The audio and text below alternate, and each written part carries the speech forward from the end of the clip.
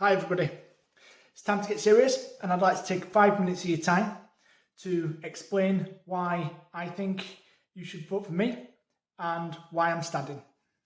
What do you want from politicians and from your MP? My name is Mark Tunnicliff and I'm going to be standing as an independent in the next general election for the Falkirk constituency. I won't stand for any mainstream political party because they all run a party whip system, and I believe that is one of the primary problems with Westminster as it stands at the minute. I got 588 votes in the last general election when I stood for the Veterans and People's Party in Linlithgow and East Falkirk. Clearly the constituency maps have just changed, which puts me now into the Falkirk constituency. So moving back to the party whip system then, the party whip system is the leaders of all the mainstream political parties telling all their MPs how to vote. I'm sure there'll be incentives for them to vote the way that they're supposed to. If they don't vote the way they're supposed to, they're called a rebel, and there are consequences to that. So, unfortunately, 9 times out of 10, they vote the way that they're supposed to. Joke horror. Are they voting in our interest? Probably not. One of the reasons that I wanted to become an independent MP is not only to inspire other independent MPs to stand, which is what we need in order to really change things, but in order to try and force the mainstream political parties to work for the people rather than for who I believe they're working for at the moment, which would be themselves to remain in power, or for their donors. Now, when we look at the donors, this is kind of what it looks like. So the party donors obviously want something back, I believe, for their donations to political parties, and they distribute that money to potential candidates and potential MPs that are standing against me. And they run their campaigns from that. It costs a lot of money.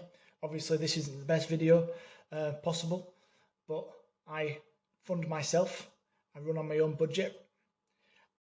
I think that with all the money being sent abroad and elsewhere for other things and for all the agendas, the climate agenda, the many agendas that I'm totally against, the money should remain with us.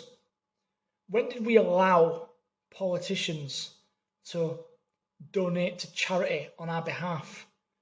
I believe that the money would be better in our pockets, and that if we want to donate to charity, we choose who we donate to and what charity we donate to.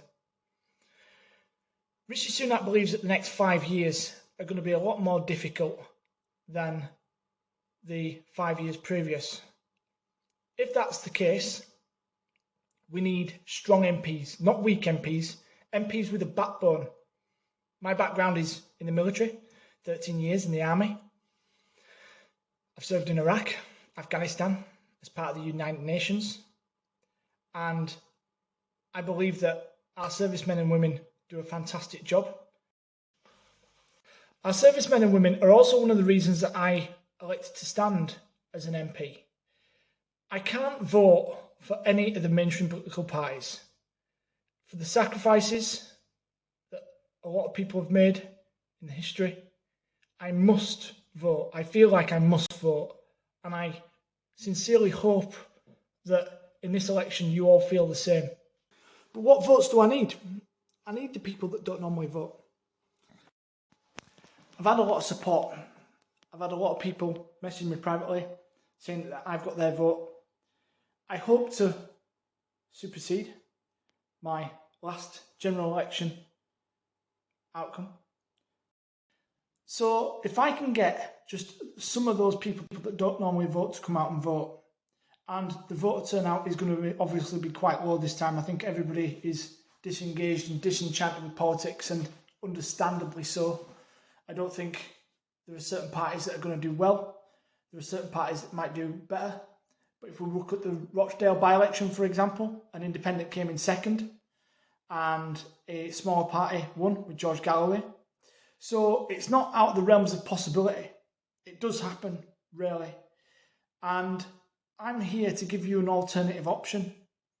I'd like to think that I can inspire other independents to stand, and that Falkirk can lead the way in making the real changes needed in Westminster.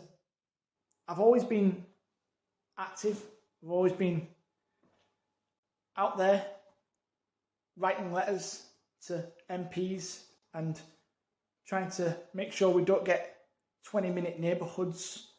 I'm completely against ULEZ zones and the climate agenda, because I'm telling you now, after my experience, of which you might find on LinkedIn, you'll see that I know a bit about it, and it's absolute nonsense. We're spending money that we ain't got, that we need to place elsewhere, on stuff that doesn't work, that's not actually sustainable, doesn't create a circular economy. And we need to think about things logically. All this money is going in somebody's pocket, is what I believe. I believe it's our money. It shouldn't be in their pocket, it should be in ours. We've got people that can't afford to heat their homes or eat. I see it on Facebook on a far too regular basis now. People asking for food. The energy prices at the moment are absolutely dire. I mean, they're dire. It's never been this bad.